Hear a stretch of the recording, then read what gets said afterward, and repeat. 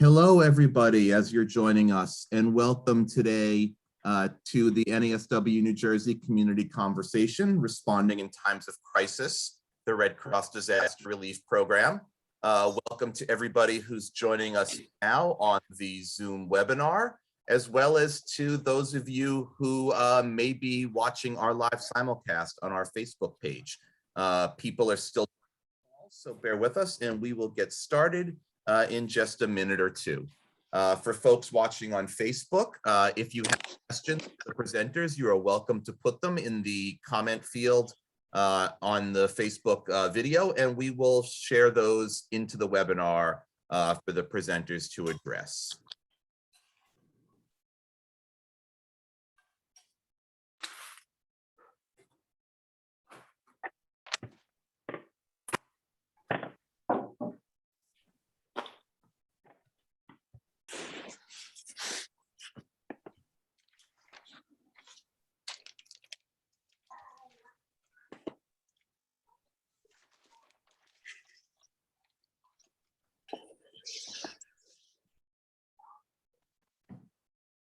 I would also like to remind everybody to please place yourself on mute if you are not speaking, so we can avoid having any background noises during the presentation. So it looks like most people that were trying to get connected have connected now. So why don't we get underway? Again, thank you for joining us today for the NASW New Jersey Community Conversation, Responding in Times of Crisis, the Red Cross Disaster Relief Program. And we are very pleased to have with us here today, John Maxey, who is a recruitment specialist for the Red Cross, and Nicole Runyon, who is the Service to Armed Forces and International Services Director for the state of New Jersey Red Cross. So thank you both very much for being here. And before we get started, just a couple of housekeeping notes. I do want to remind you, as I noted a few moments ago, that if you are on the call, please make sure to keep yourself muted so that we can avoid any background noise. We are going to run this presentation we'll start with a short presentation and then open the field up for Q&A afterwards. If you have questions, you can place them in the chat for the presenters. Or also you'll have the opportunity to raise your Zoom hand and unmute, and you'll be able to ask questions to the presenters directly. And again, for anybody watching our live simulcast on Facebook, feel free to place any questions you have in the comments field on the Facebook Live video, and we can translate those over to the webinar as well. Also a reminder, today's webinar is being recorded. And we will make the recording of this available to everybody who registered. We'll send it out via email after the event with any follow-up materials that the presenters have for you. And we'll also have the video archived on our YouTube page, so you can find it there and share it with others as well. And lastly, just a reminder that when you signed up for today's event, you did sign a code of conduct, recognizing that this is a public event and a shared space, and that we will treat it so and be respectful, avoid using the chat box for self-promotion, for vulgarities, for doing anything to monopolize or dominate conversation in a way that might interfere with other people's ability to enjoy the workshop. So with that said, I'm really happy to turn things over to John, and let's take it away. Thank you, Jeff. Yeah, the only one monopolizing the conversation today will be Nicole and I. We'll try our best. But thank you. Like Jeff said, my name is John Maxey. I am a volunteer recruiter for the American Red Cross, specifically the New Jersey region. I mainly recruit for the southern 7 counties in New Jersey, so sort of Burlington all the way down to Cape May, so it's a large geographic area. Just to give you a sort of broad breakdown of the Red Cross you understand, we have the American Red Cross, national, and then it goes into regions. Regions can be an entire state, a couple states, a sliver of a state. Fortunately, in New Jersey, we are one region, and then beyond the regions, for our technically chapters. We have the North, Central, and Southern chapter. But we'll get into all that. Don't concern yourselves with that at the start. But I want to extend my thanks to Jeff and his team for organizing this event for us. We are so glad to be in front of everyone today. We have a good crowd here. So thank you guys for taking time out of your Tuesday. Really appreciate it. And we're excited to share opportunities with you. I'll pass it off to Nicole now. Hi. Yes, I echo that. I'm very grateful for this opportunity. I know that we've been in communication for a while, so I appreciate everyone's time today. I'm Nicole. I'm the Service to Armed Forces Director of New Jersey and International Services. I've been with the Red Cross about 10 months, and it's a funny-ish story how I wound up here. My husband was active duty for 20 years. He retired, but the last 10 years, I have been the command ombudsman. So for the Navy, that is basically your liaison between families and spouses and your commanding officer. And I always told people I'm a great resource for resources. And I worked at a big company for almost 7 years and decided, you know, if I can get paid to do my ombudsman work, I would never work a day in my life. And I had applied for this position 7 years prior before I took my previous job, and I didn't get it, which I think was right for me at the time because I learned so much in the business world and leadership skills that I need for this job. And so here I am almost a year into the Red Cross, and I don't feel like I work. I give back every day. At the end of the day, feel like I make differences in people's lives every day, and that's what keeps me coming. So thank you all for taking the time to be here today, and I can't wait to get into our programs with you. Thanks, Nicole. Just to sort of give you guys a rundown of what we're hoping to accomplish today. We do have a brief presentation, but we really want to conserve most of the time for a Q&A period at the end, really open the floor to any questions you guys might have, and see what we can answer. Jeff, if it's all right, I'm going to share my screen now. Yeah, go right ahead. You should be able to do that. All right.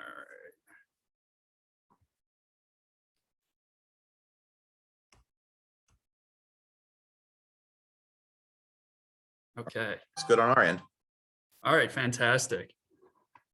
So my sister is actually a licensed social worker in Pennsylvania.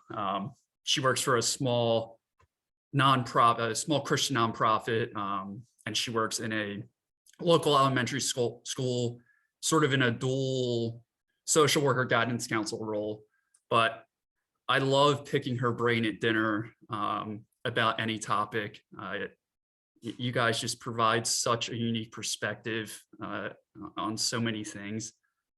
So I always love when I get the chance to sit down with her and, getting her thoughts. I also know she's an active volunteer with many organizations in our area, a lot of them being sort of trauma-based for youth organizations. She does a lot of work there. But I say all that to say, I know you folks have that volunteer bone in you. I guess it comes natural to being a social worker. And that's why I wanted to start by reading our mission statement to you guys, because I feel like it's really going to resonate with many of you. And I read this word for word just because I find it so powerful. And that's: the American Red Cross prevents and alleviates human suffering in the face of emergencies by mobilizing the power of volunteers and the generosity of donors. The part that really sticks with me there is, alleviates human suffering in the face of emergencies. As you guys are going to find out, the work we do here is incredibly important and powerful. And oftentimes you're helping people at their most vulnerable. And I know for a lot of you, that's work you do during your 9 to 5, and you might hope to continue, when you get off work or on the weekends. So I bet many of you think when you hear the Red Cross, you might think blood in hurricanes, blood in tornadoes, blood in natural disaster. You probably don't know that there are actually 5 lines of service to the American Red Cross. So there is blood, there is disaster services, but then we also have training services, international services, and service to the armed forces. Nicole will talk specifically about international services and service to the armed forces, and we often refer to those two as IS and SAF. Red Cross is very acronym based, so pardon us if we use an acronym and you don't know what it is. Please call us out on it and we'll hopefully we remember what it stands for. But she'll get in that for you guys. And one more thing before I get into the lines of service specifically. Nationally, and in New Jersey, I know it's more, but nationally, about 90% of the American Red Cross workforce is volunteers. In New Jersey specifically, there's less than 50 paid staff. The magnitude of the Red Cross serving an entire state and having less than 50 paid staff, it's really mind-boggling. But it just points to the important work that volunteers do for us. Some volunteers serve in essentially full-time capacities for us, which is super impressive, and super kind that they want to devote that much time to us. But that's how important the Red Cross would not exist without the power of volunteers. So let's get into blood services. But it's probably the one you're all most familiar with. You think of Red Cross, you think of a blood drive. Yes, there are blood drives. You've probably seen or heard of blood drives more recently because of the blood crisis we are currently in. Our blood levels are at essentially an all-time low. So there's a sort of an all-out blitz right now to register as most folks as possible and get them to give. And luckily, things have been picking up. But blood drives do not exist without the power of volunteers. At the blood drives, you have your phlebotomists, you have your nurses and stuff like that.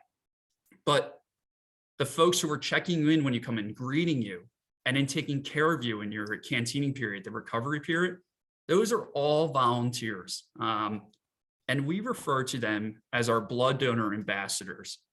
They are incredibly important to the organization. Blood drives actually could not function without blood donor ambassadors. There is an incredible need for them at all times across the country. But specifically in New Jersey, we always had the need.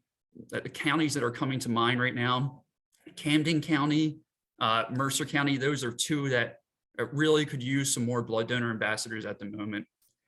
And then you take all this blood from you guys, what do we do with it? Well, we need our transportation specialists. These are the folks that are transporting it to the facilities and then transporting it to hospitals or wherever it may be going. The biggest sort of blood hub in the state, and Nicole, correct me if I'm wrong, but I know there's Philadelphia that is a blood center, and then up north we have one too, right? Up in Princeton or Fairfield? So the Princeton location is a standing blood donation center similar to Pennsauken. All of New Jersey's blood is processed right here in Philadelphia, and then it goes to the local community. Yep. So getting that blood to the facility and then getting it out into the community, that's done by our transportation specialist. There's always the need for the blood donor ambassadors, but we really, really need transportation specialists right now. Everyone has been facing shortages.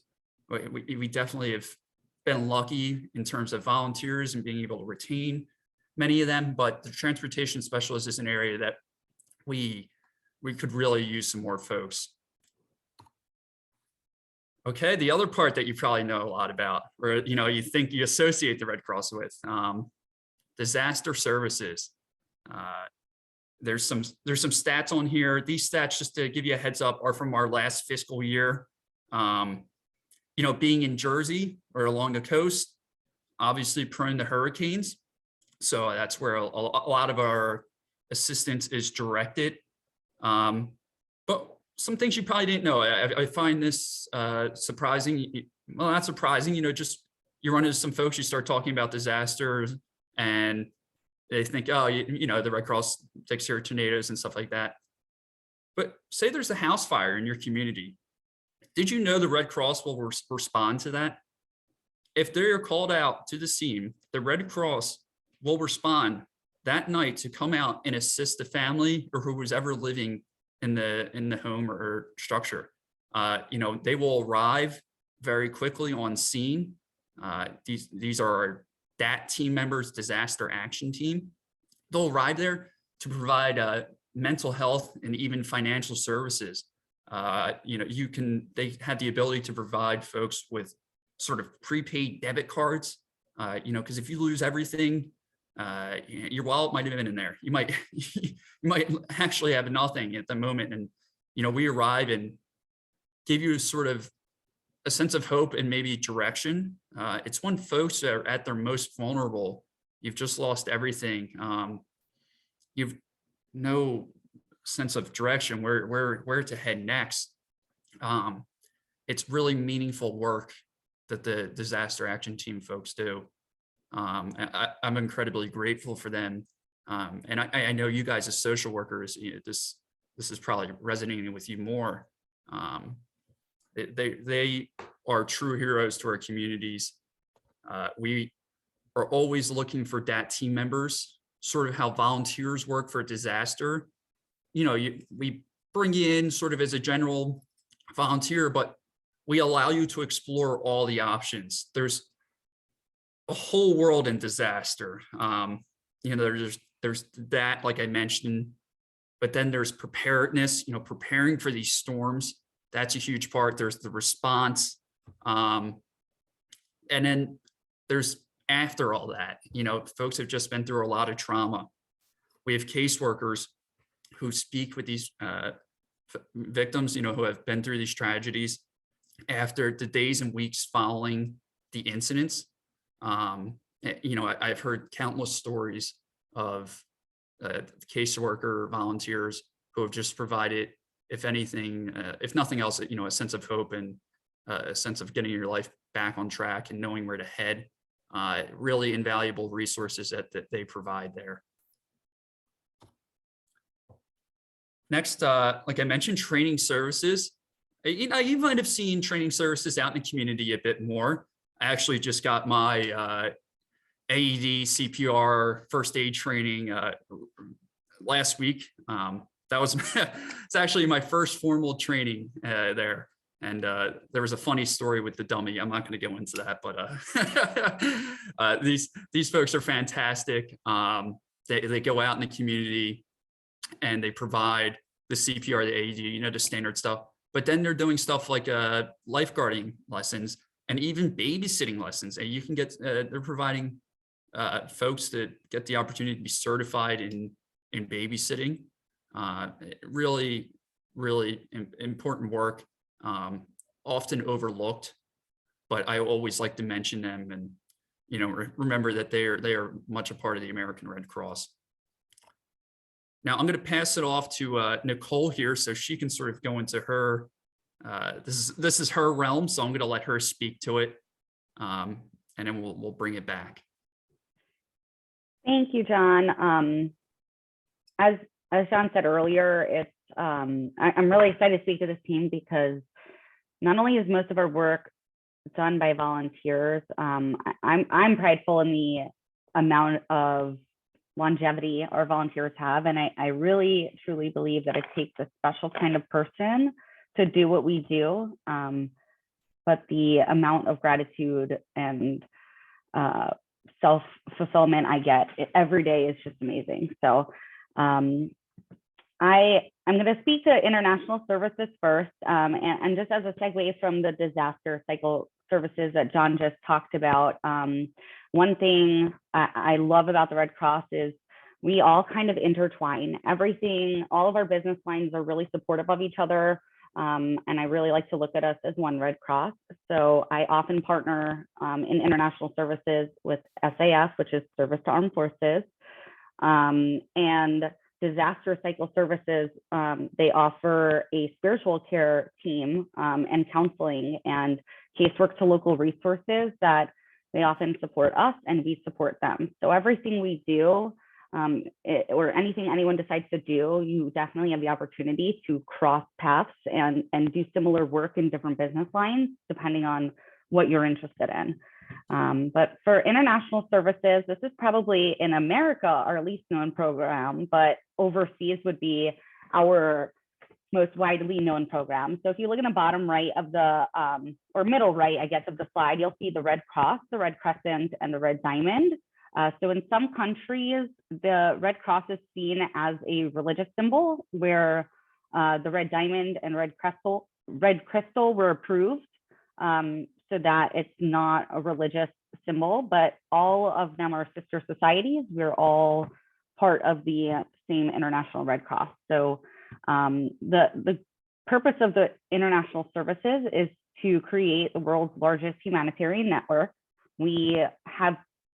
Right now we have 192 countries with our caseworkers and volunteers in them, and that changes regularly. So as conflicts arise or slow down, we move people to where the needs are. And the one most amazing thing about being part of the Red Cross is we are so well respected by anyone who may be considered good or evil, and we're neutral in everything that we do. So our volunteers and our staff who go overseas always say that they felt safe, which I absolutely love. And I've experienced that recently. I'll get into it in a bit with the Afghan refugees. So the New Jersey team, we have 2 paid staff. It's me and Nikki Allen. She's a senior mobile specialist. So her job came about to help deploy and be ready for humanitarian relief efforts. So every region has a staff member who deploys overseas, and their main purpose is simply to do casework.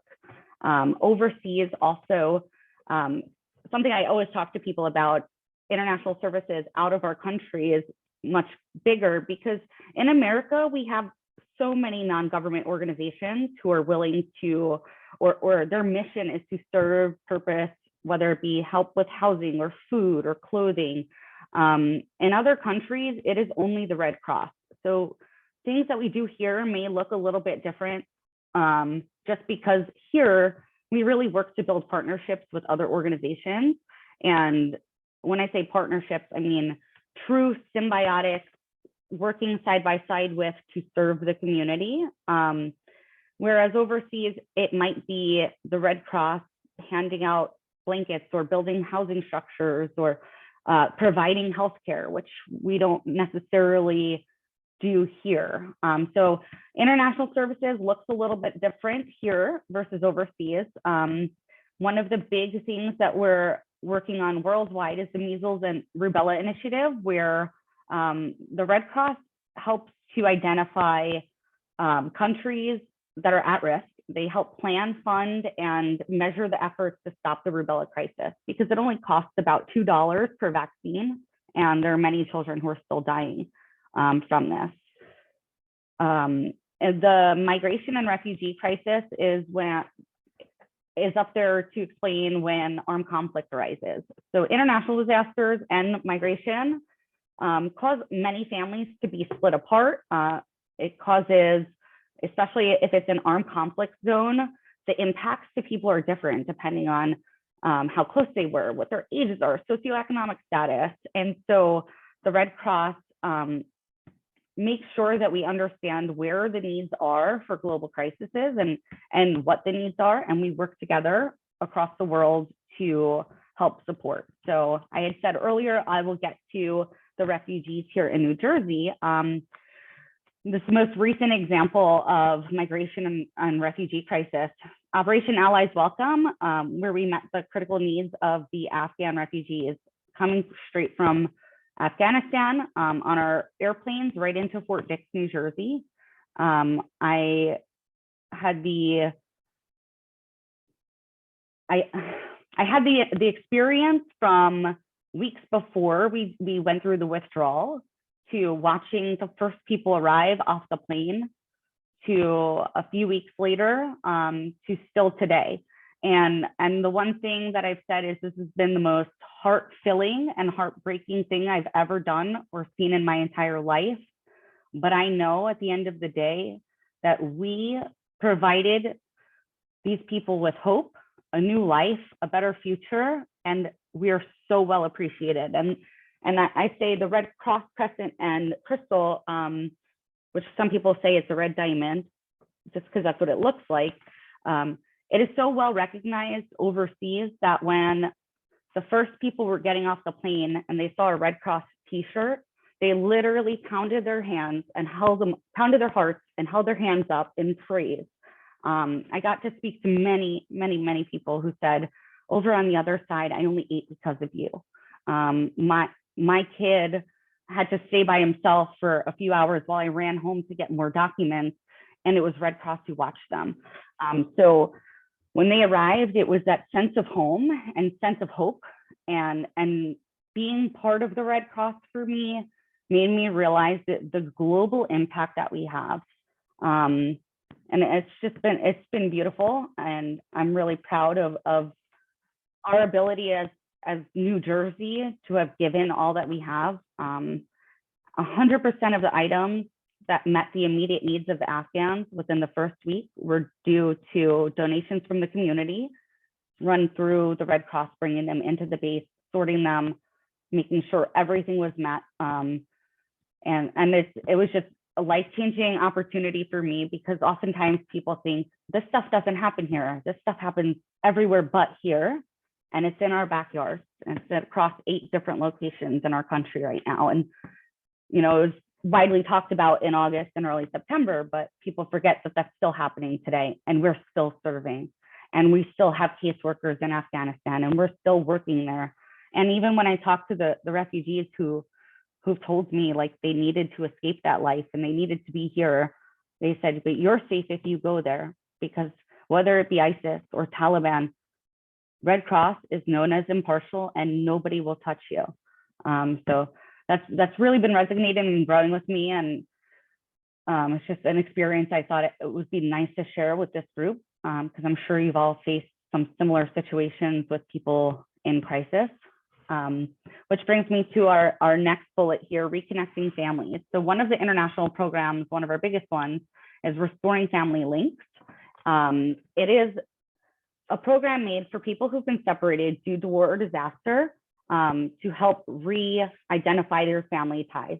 So oftentimes when whether it be a hurricane or earthquake, we did a lot of restoring family links with the Haitian population and the Syrian refugees, where people go to different refugee sites or different safe havens or different community shelters, and then they get divided and lost among the ways. And the Red Cross is the only organization who can help you relocate that person. So we do have, it's called Restoring Family Links. You are able to open up a case, and we have boots on the ground workers, and like I said, 192 countries, who will go looking for your lost loved one. And it could be, I've seen many different cases where I've seen one where we just recently connected someone with their four-year-old child who was separated at birth. I've seen them where unfortunately the person was passed away, but giving that message back to the family, it still gives closure and peace. And this is one of our widest programs around the world. And then our other big program is international humanitarian law. I'm sure most of you have heard of like the Geneva Conventions and the Geneva Principles and impartiality. And the Red Cross is anyone who signed the Geneva Conventions are required to teach their populations about IHL. And so the Red Cross is how the US meets their requirements to that. So we teach on behalf of the DoD and government, the population about IHL. We do that in different kinds of workshops, classroom settings, sometimes a lunch and learn, sometimes it's just an open discussion about a recent event, but there are some set classes. One's Even War Has Rules, Born on the Battlefield, Humanity in War, and then Impacts of War on certain social groups. And so I know our local team is putting together some different topics, but it's learning the basics. And then really I think the best part of the IHL classes is you never know what kind of group will be in there, and the discussions are really, really deep and thoughtful. So if you ever get the chance, please join them. Right now with COVID world, we are doing everything virtually. And I just put in the chat box our Eventbrite page. We do them monthly. And if you're interested in ever hosting one for your specific group, we can do that individually. So our IHL team is great. Like I said, the discussions are the best part of it, especially when we're doing lunch and learns about a current event topic. But John, do you mind hitting the next slide for me, please?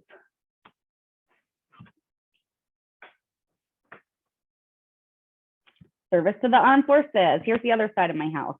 So it's amazing how both people ask, like, why are you service to armed forces and international services? And I like to bring it back to IHL and the rules of war and the Geneva Principles, and how our founding principles of the military started with our international laws. And so they really are intertwined. And I've learned a lot about military through our international services and vice versa, but there's a lot of connections there. So our service to the armed forces, we here in New Jersey have a little bit different from other states because we do have, we call it the Red Cross House on Joint Base McGuire-Dixon Lakehurst. We are one of 2 standing Red Cross houses nationwide. They've gone away with most of the houses. And just a little fun fact about ours, it was on the base map in 1917. There was a fire at some point, but 1942, the whole structure was built as it stands today. And the base historian, if you're a history buff, is doing a then and now to just show the progress. But I think it's really cool. If you're ever at the Joint Base for any reason, please stop by. It's kind of like a museum with all the old Red Cross stuff that we have there. So we service the vets and the military members a little bit different because of that, but we still support around the state. So I kind of look at it as there's your Joint Base group and activities on the Joint Base, and then we have our around the state. So for around the state, we have 2 VA hospitals, one in Lyons and one in East Orange. And we have 3 state homes, which are, people would call them like nursing homes or old age community. That's what they call them in there. I don't like that term. So the VA hospitals and the state homes are one of our biggest programs because they really rely on our volunteers to help complement what their mission is. So they're different units, different rehabs. Like one example would be the spinal rehab unit at the VA hospital. They host annual wheelchair games, and the Red Cross volunteers support in everything from the logistics of the games, transportation of patients, refereeing, cheering them on, making the teams with everybody. But the purpose of it is really for when you're thinking about like spinal rehab, is to get the patients to move more freely within their limits without thinking about it. It's not like going to physical therapy, hey, move this way, move that way. They try to get creative. And we do the same at the state homes. The state homes have different types of units as well, whether it be memory loss or there are some, or like vision or hearing impaired. The directors will give us sort of what their scope is or what they're trying to get to see progress, and we complement it with programs. We do a ton of arts and crafts. They love bingo, and whether it could be a picnic outside or so many different events. But what I love about our state home teams is when I talk to the volunteers, they see the patients as their family. One of my volunteers, when I first started, she said, the building's been locked down from COVID, and I just want to make sure John's okay. I'm the person he saw every single week. He doesn't have family. Like, is he okay? How can we see him? And they form really, really deep bonds.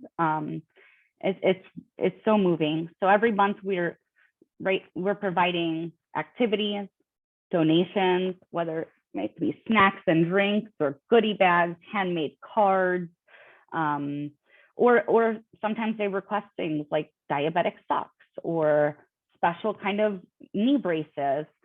So we really work with them as our partners, and whatever their goals are, we support that.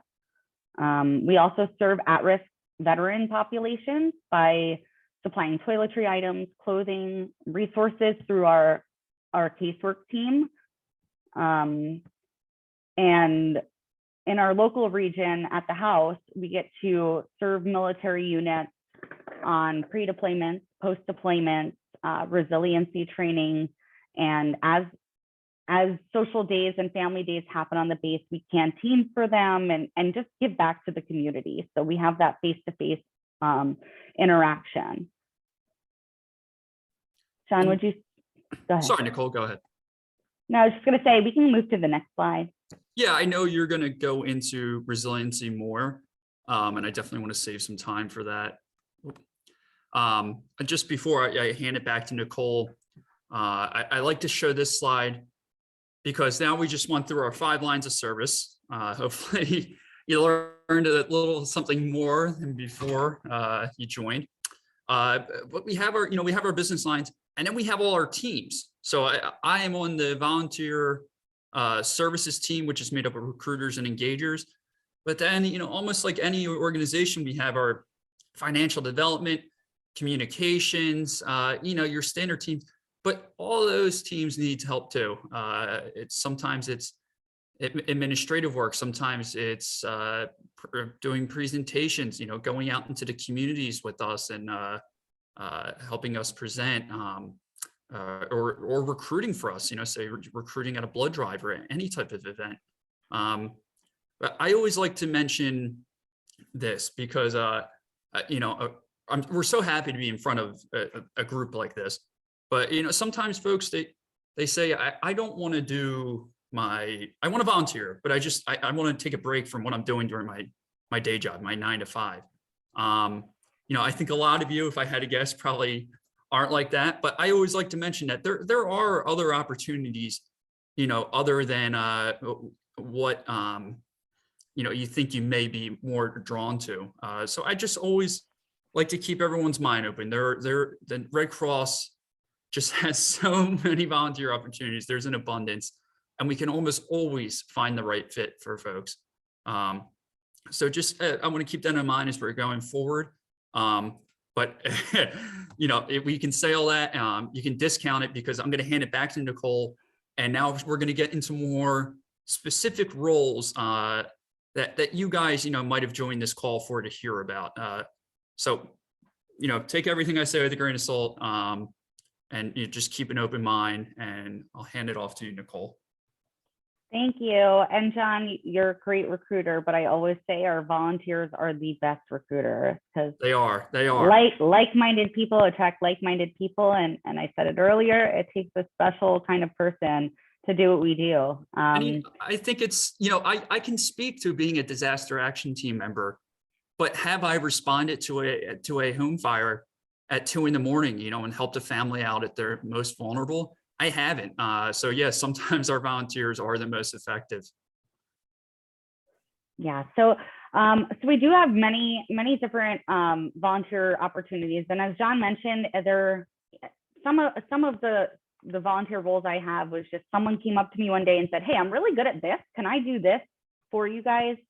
And we could even create that kind of position. But the ones here are really highlights of our biggest need and something that we thought would best align with the social work community. So the first one, a military clinic volunteer. That would be our med clinic on base. We do our most support to the 87th Med Group at JBMDL. If any of you are military and have been there, you've likely seen the Red Cross office in that building or Red Crossers around in the building. For that specific opportunity. We require up-to-date vaccines, and it's usually a regularly scheduled time commitment, like maybe every Monday from 8 to 12. But we're kind of realizing that that doesn't work for everybody. So we're getting flexible as long as we understand what your schedule would look like. Hey, I can only do 1 day a month, or I can do 1 day every other month, or I'm going to do 4 days this month and whatever next month. So we're getting more flexible. But I think the biggest thing to highlight there is they look for continuity, because we serve as support staff. We're in the pharmacy. We run meds out curbside. We check people in. We don't actually put the medicine in the bottle, but we can distribute from the pharmacist to the patient. So it's very customer facing. But the biggest part of the med group is also outreach. It's knowing our programs so that when those service members come in and they have questions, being able to answer their questions and get them the right resources and connect them with the right people.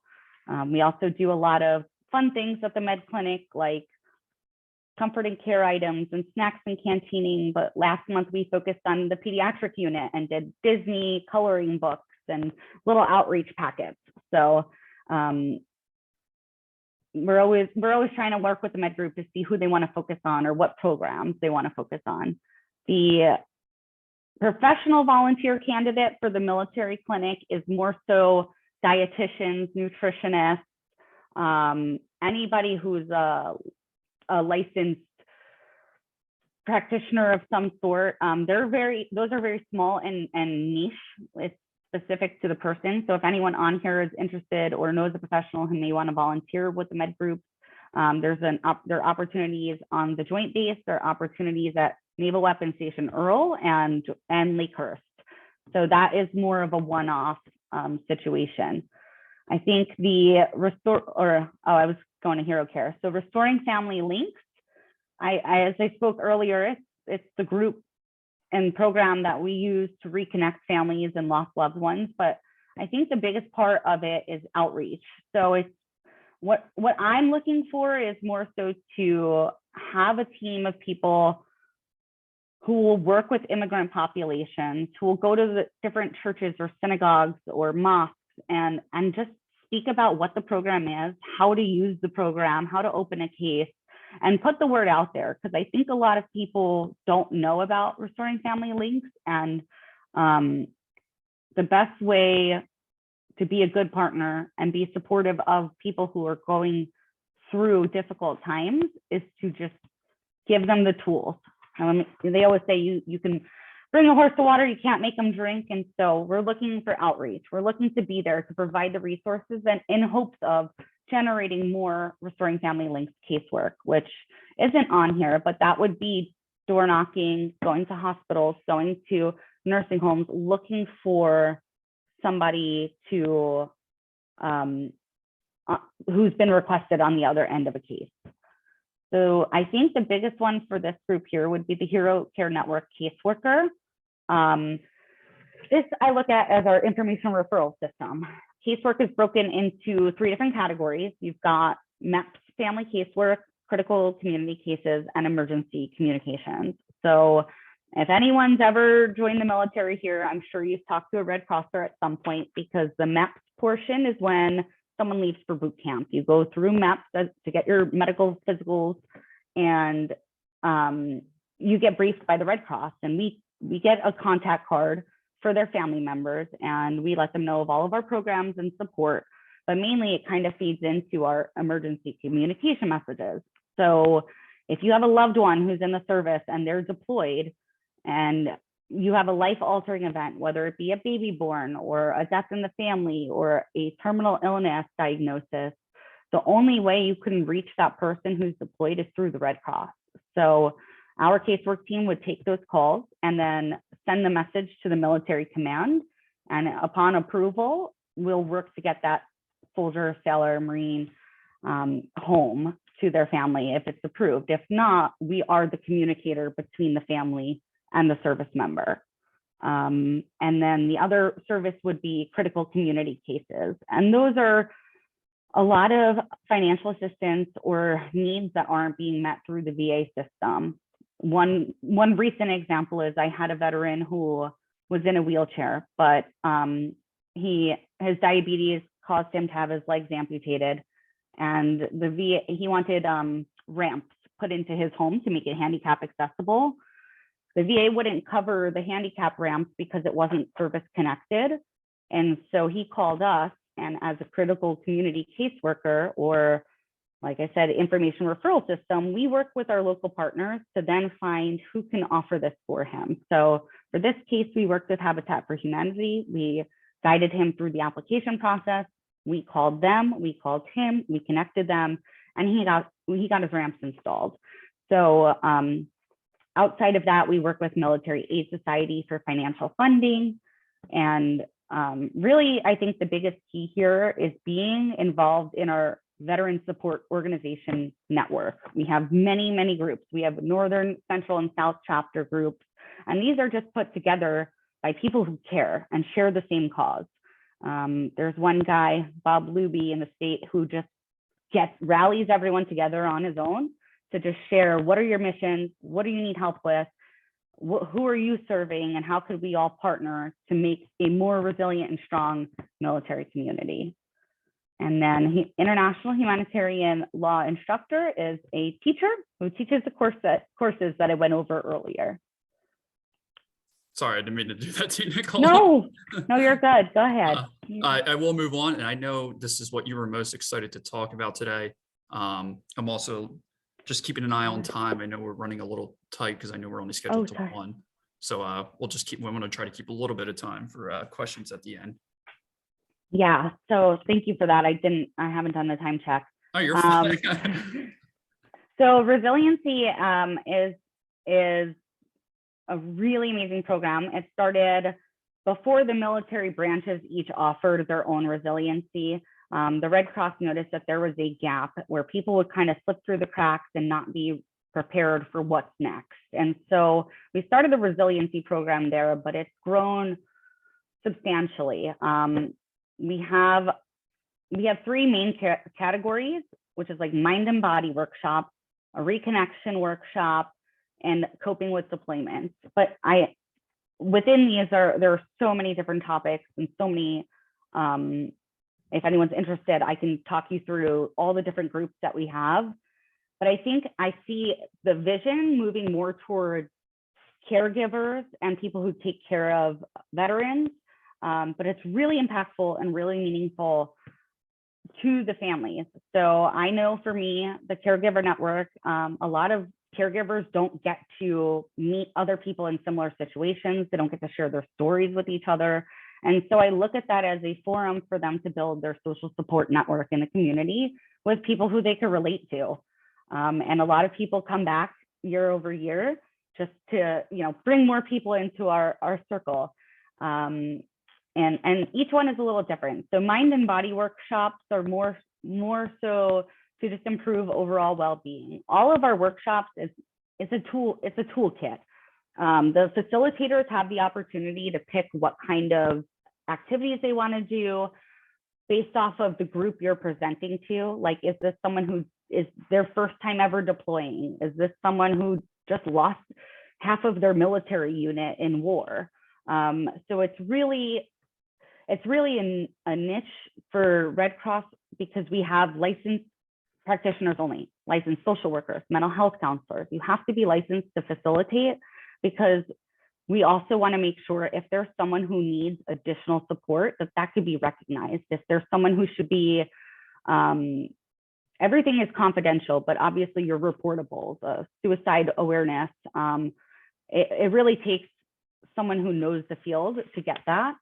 But when doing mind and body, it's more meditative, drawing, journaling, breathing techniques, teaching body awareness and how your mind and body are connected and things to look for. For reconnection workshops, it's more effective communication, stress solutions when you're put, I just saw it with the Afghan refugees again. We had chemical and nuclear engineers working in public affairs for putting out information. They were very stressed over, this isn't my job. I have no experience in this. How do I do this? And oftentimes our military members are put in those positions where it's not something they're comfortable with. And so we try to give them the tools to move through it. Another really big one that hits home is connection with kids. Connecting with kids is, again, it's up to the facilitator which way you want to focus, but it could be after someone's deployed for 2 years and their child, you know, could have been 3 years old and is now 5, it seems like a totally different person. Trying to rebuild that connection, or it could be something more towards, you have a preteen who's moved every 2 years and they're socially withdrawn now and you're socially withdrawn now because they feel like a lack of community. It's teaching the what to expect and how to handle them. What I love about all of the resiliency workshops is it's a little bit of talking, maybe like 20 to 30 minutes, but it's a lot of interacting, a lot of practicing skill sets. And I really like the ones where and it's up to the facilitator how they would like to do it. But sometimes, especially with a post deployments, we do a follow-up one just to check back in with our service members. And then the coping with deployments, we have some geared towards those who are deploying and then geared towards their families and just what to expect. Psychological first aid, how to build resiliency in your child. You know, for the families, what to expect when your loved one comes home versus for the loved one coming home. It takes a lot for them to realize that their household has been running without them.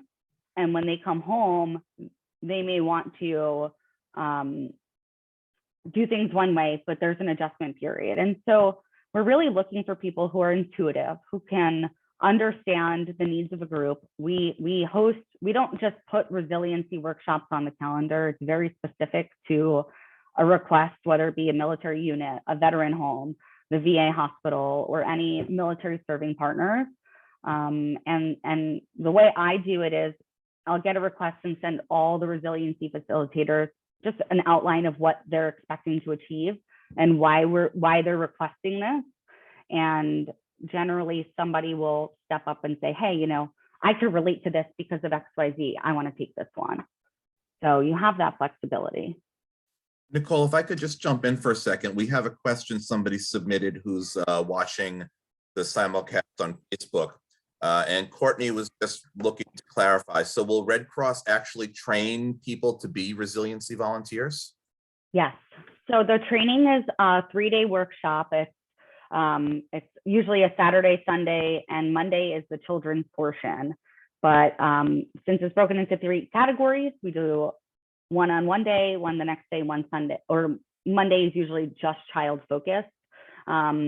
We do all of the training for resiliency. And the other really great part of it is when you start doing it and you get your own rhythm, it's not, yes, we train you, we give you PowerPoints, we give you all of the tools that you need. It's you that puts your mark on that group. And that's why I really like to keep it open for, hey, this is what this group is facing. Who would like to do this? And you can really tailor it and personalize it for who you're serving. And sorry.